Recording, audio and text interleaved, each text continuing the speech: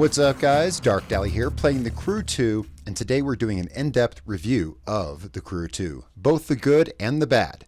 Is it worth buying for you? The Crew 2 came out last week and is an open-world style arcade racer, which lets you drive, modify, and decorate your dream car, all in a very fun package. This game will appeal to those of you who like some of the Need for Speed or Forza Horizon games, but if you're more of a fan of a more realistic circuit-style racing game like Gran Turismo or Project Cars, know that this probably won't fill that gap.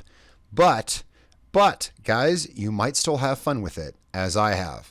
Now, I don't want you to think that I'm comparing The Crew 2 in this review to the likes of previously mentioned games. I am not. I am doing this review based solely off of what is here, so let's get started. We will be rating this game based on the first impression and fun factor, graphics, sound, controls, gameplay, content, and lastly on its replayability factor. The Crew 2 has a tremendous first impression. It hits you up front, showing you much of what you can expect in the game, and with surprisingly little cheesy dialogue and handholding. It allows you to get in, see what it's about, and then after the opening bit, the world, or at least America, is yours to explore. With 14 racing disciplines, ranging from doing stunts in monster trucks, all the way to focused Grand Prix racing in formula cars and touring cars, all the way to motocross, planes, boats, rally racing, yeah, the list goes on. With all of this, the fun factor out of the box is really very good.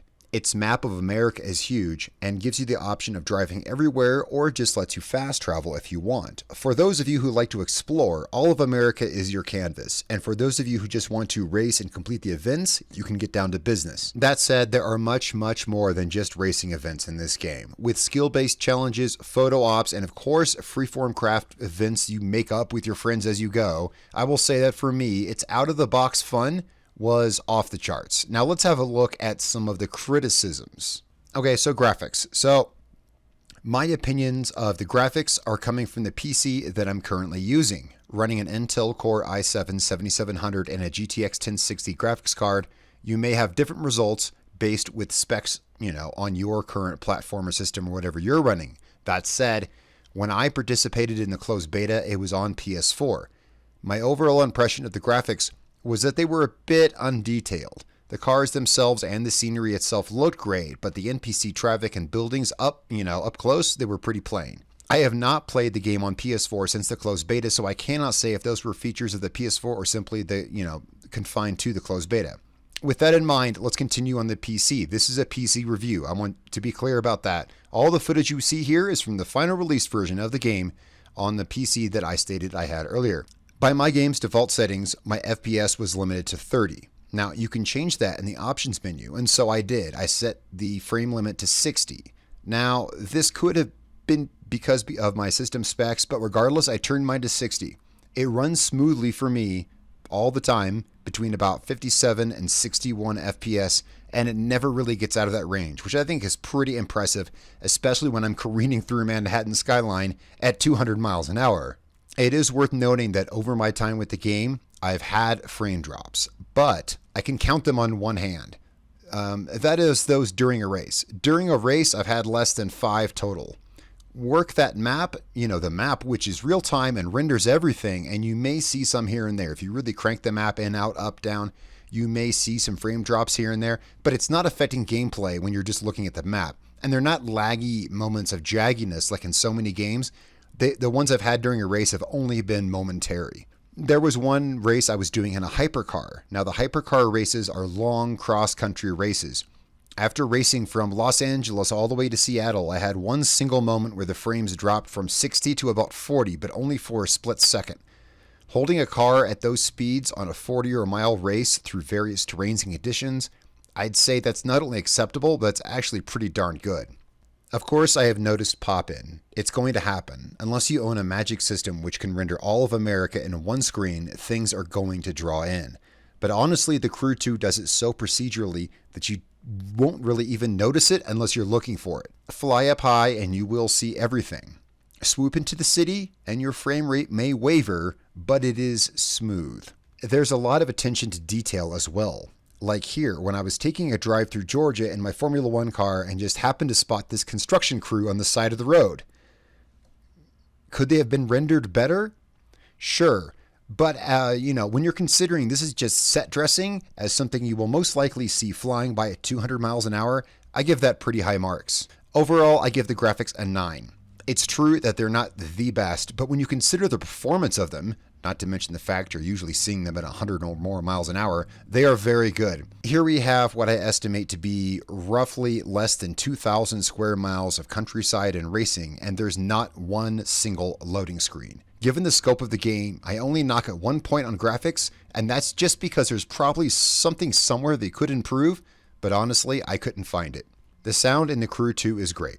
First, let's look at the weak link in this category, and that's going to be the fairly cheesy lines spat out by the game's various NPCs. You know what's bigger in Texas?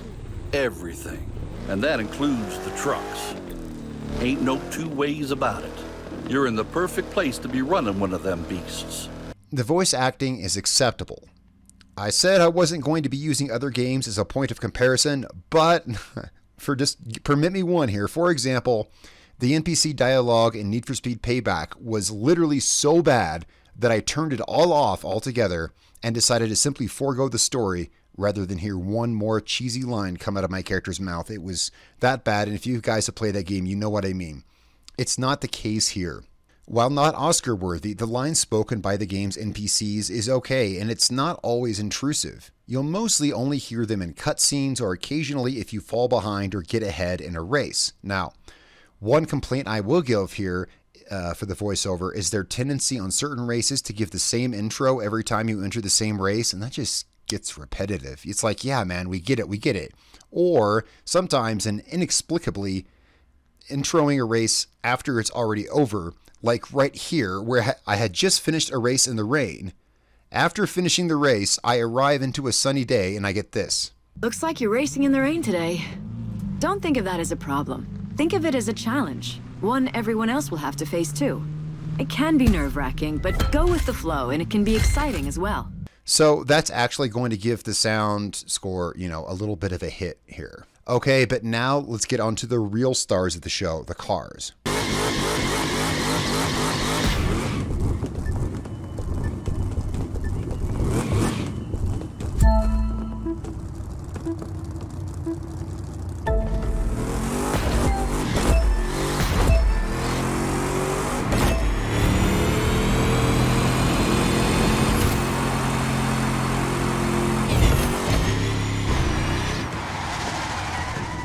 The cars sound great.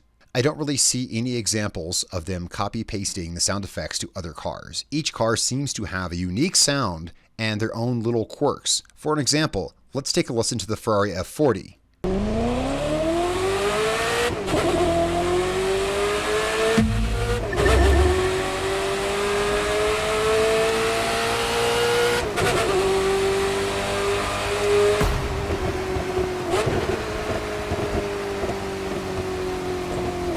I haven't found a car yet that sounds exactly the same as this one, and that can be said for all the other cars.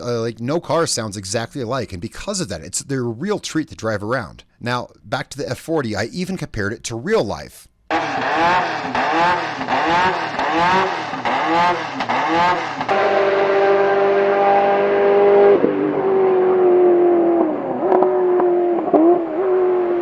So, overall, really good job, I say. Think of the quirks in the acceleration, the gear shifts, the afterburn when you let off the accelerator, etc. They did a really good job. Given the typical voiceover, which I know a game like this will have, what we actually get out of it, I'm impressed. The voice acting here is good. Every car in my garage sounds unique enough that I'm impressed there as well. I'm not taking music into consideration simply because I don't play racing games with music on. I just want to hear the cars, so you can fault me for not taking music into consideration. But taking into consideration the voice acting and the awesome engine and ambient sounds, I give the sound a 9. Controls. Okay, so here, the controls for the Crew 2, we're going to have some fairly critical points. Some people use steering wheels, some just use the keyboard. Myself, I play with an Xbox One controller, and I find that fine. My complaints here are not the interface I'm using to control the game, but rather built-in problems with the game's controls. Firstly, every game these days offers an option to invert your Y-axis. Some of us prefer it to be inverted while others do not. That aside, the Crew 2 executes this awfully. There are several options here in the options menu to invert the y-axis depending on what vehicles you're in, but they do it all wrong. For instance, in order for me to have it inverted, I must set it one way in FPS mode, but have it turned off in flying mode. So I can't just hit invert y-axis and be done. I have to do it separately with every sort of vehicle, and it's different. In order for me to play with my y-axis inverted, I have to turn it on for FPS mode and off for flying mode, but then also on for a different mode. You will have to experiment yourself, but many of these are backwards from one another. So I put a huge weight on the fact that they completely made a meal of this whole y-axis thing when they could have just had one option and just made it on or off and not completely overcomplicated. All right, let's move on. Okay, next we'll talk about vehicle controls in relation to collision physics. As this does relate to both controls and gameplay, let's look at the monster trucks. They're very, very fun and truly uniquely their own thing in this game. But, and here's the point here, there's many things they'll climb, such as cars. But there's also many things they won't, such as right here. That said, they've done a pretty good job here, better than I've seen so many other games in the past do, but there's a lack of consistency where there's some things you can climb and there's some things you can't. Now, my final critical point on the controls and gameplay is the GPS system. Now, in a map of this size, it's necessary. If I want to drive from Los Angeles to New York, I can. And I can set a waypoint there, and I'm looking at a 60 or so mile drive. But sometimes it won't set the path right, and it's just a straight line. Sometimes I think it's due to vehicle switching between a plane and a car, but there's been other times when it's just happened mid-route, and my pleasant Sunday afternoon road trip was ruined because I couldn't get it to lock back onto my route. This can be fixed by moving the waypoint to closer or different destinations, or just by resetting it and waiting, etc. But it does feel to me to be a bit wonky the way the GPS suddenly sometimes doesn't work right. Now, I understand that's a bit of an ask, expecting it to instantly plot me a route, of maybe 70 miles or more, but they're the ones that made the game this big, and so the GPS needs to work if I'm to drive across it. Those criticisms aside, the cars drive well. As far as I've been using an Xbox One controller, okay? Remember that, that's what I'm using. I can still use my mouse and keyboard, and plugging my controller instantly in allows me, it swaps right back to the controls. I unplug it, it swaps back to keyboard controls. I can even use both at one time, and it always recognizes what I'm using.